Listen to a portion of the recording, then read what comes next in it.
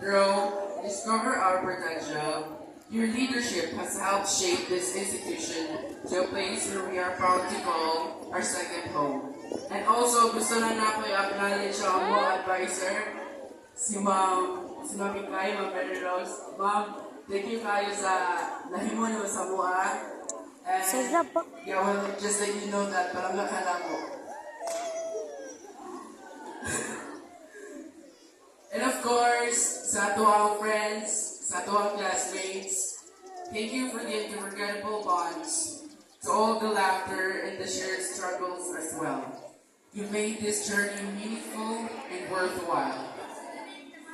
And also, gusto na ko i-acknowledge two of my closest friends, kay Manu Joshua and kay James.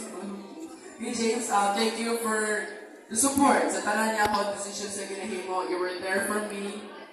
And also, because wala akong na-hold of grudge,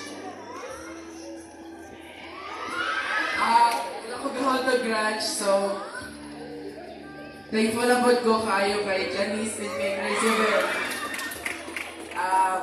Maybe ka, away-away magita. Sa tanan, this goes for all of us, this goes for all of the friendships, na mag-inay away-away na din yung pagkasagutan.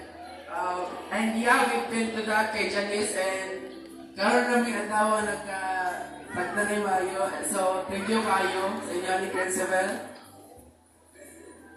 Together, we faced challenges and celebrated victories, forming bonds that surely will stay in us forever. Lastly, to everyone who, in one way or another, contributed to our success, thank you. Your support, whether big or small, has helped us reach this moment.